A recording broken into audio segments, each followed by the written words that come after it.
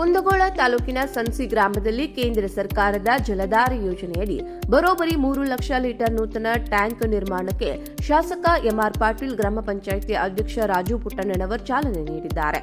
ಜೊತೆಗೆ 1,75,000 ಲೀಟರ್ 2 ಟ್ಯಾಂಕರ್ಗಳ ನಿರ್ಮಾಣಕ್ಕೆ ಗುದ್ಲಿ ಪೂಜೆ ಮಾಡಿದ್ದಾರೆ. ಸನ್ಸಿ ಗ್ರಾಮದ ಜನತೆಯ ಆಶೀರ್ವಾದದಿಂದ ನಾನು ವಿಧಾನಸೌಧದ ಮೆಟ್ಟಿಲೇರಿದ್ದೇನೆ.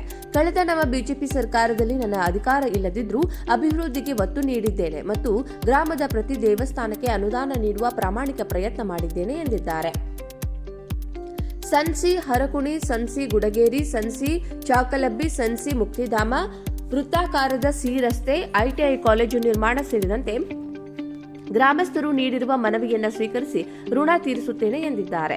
ಸನ್ಸಿ ಗ್ರಾಮದ ರೈತ ಅಧ್ಯಕ್ಷ ಯಲ್ಲಪ್ಪ ಮುಳಗುಂದ, ಎನ್ಎಫ್ ನದಾಪ್, ಎನ್ಎನ್ ಪಾಟೀಲ್, ಡಿವೈ ಲಕ್ಕನಗೌಡ್ರು, ಉಮೇಶ್ ಹೆಬಸೂರ್, ಪ್ರಕಾಶ್ ಕುಬಿಹಾಳ್ ಸೇರಿದಂತೆ ಬಿಜೆಪಿ ಮುಖಂಡರು, ಯುವಕರು, ವಿವಿಧ ಗ್ರಾಮದಿಂದ ಬಂದ ಕಾರ್ಯಕರ್ತರು ಭಾಗಿಯಾಗಿದ್ದರು.